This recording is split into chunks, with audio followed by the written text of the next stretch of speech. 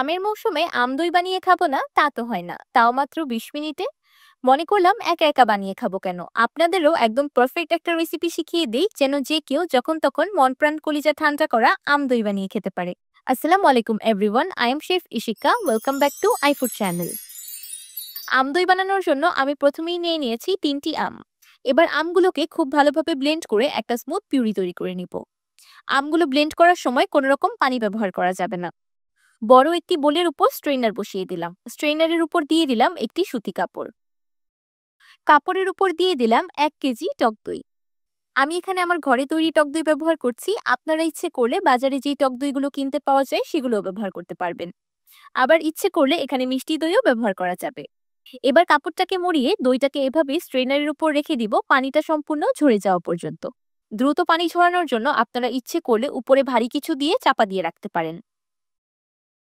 দইয়ের পানিটা সম্পূর্ণ ঝরে গিয়েছে। এবার আমি দইটাকে একটি বাটিতে নিয়ে নিচ্ছি।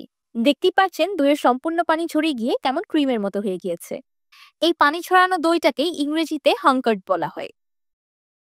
এবার একটি উইক্সের সাহায্যে দইটাকে খুব ভালোভাবে ফেটিয়ে নেব। এবার দইয়ে দিয়ে দিলাম আগে থেকে ব্লেন্ড করে রাখা ম্যাঙ্গো পিউরি আর 1 ক্যান কনডেন্স মিল্ক। কনডেন্স মিল্কের পরিমাণ আপনারা আপনাদের নিজের মিষ্টির প্রেফারেন্স অনুযায়ী কম বেশি করতে পারবেন। আরেকটি বিষয় হলো আম দই তৈরিতে আপনারা যে আমগুলো ব্যবহার করছেন সেগুলো কতটুকু পরিমাণ মিষ্টি সেই হিসেবেও কিন্তু কনডেন্স মিল্কের পরিমাণটা কম বেশি হবে। এবার একটি উইক্সের সাহায্যে সবকিছু একসাথে খুব ভালোভাবে মিক্স করে নিলাম। আপনারা এই পর্যায়ে দইটাকে অল্প একটু টেস্ট করে দেখতে পারেন মিষ্টিটা ঠিকঠাক আছে কিনা। আম দইয়ে একটা সুন্দর ইয়েলো কালার আনার জন্য দিয়ে দিলাম 1 ফোঁটা ইয়েলো ফুড কালার।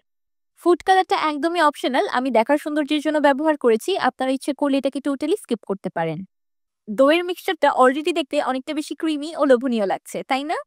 আম দই তৈরি করার জন্য আমি একটি মাটির পাত্র নিয়ে নিয়েছি।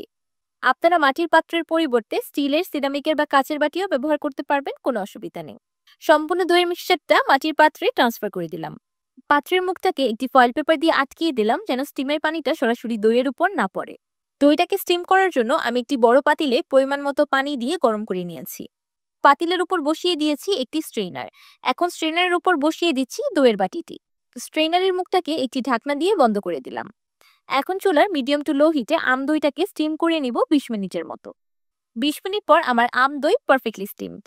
আম দইটা রুম টেম্পারেচারে আসার পর আমি এটাকে নর্মাল ফ্রিজে রেখে ঠান্ডা করে নিব। যেহেতু দই ঠান্ডা ঠান্ডা খেতেই বেশি ভালো লাগে তাই আমি ঠান্ডা করে নিয়েছি, আপনারা ইচ্ছে করলে রুম তাপমাত্রায় চলে আসার পরেও এটাকে খেতে পারবেন, কোনো অসুবিধা নেই। মাশাআল্লাহ, দেখতেই পাচ্ছেন আম দইটা কত সুন্দরভাবে জমে গিয়েছে। দেখলেন তো কত সহজেই মাত্র 20 মিনিট ভাপ দিয়েই তৈরি করে নিলাম এত সুন্দর, মজাদার ও সহজ পদ্ধতিতে আম দই। আম আর দই পছন্দ করে না এমন মানুষ হয়তো খুঁজেই পাওয়া যাবে না, আর দুটির কম্বিনেশন যদি একসাথে হয় তাহলে তো আর কোনো কথাই নেই।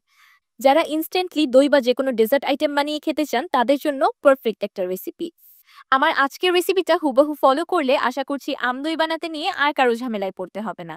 যদি রেসিপিটা ভালো লেগে থাকে তাহলে অবশ্যই কমেন্ট করে জানাবেন, আর আমার চ্যানেল সাবস্ক্রাইব করে আমার চ্যানেলের পাশেই থাকবেন। আল্লাহ হাফেজ।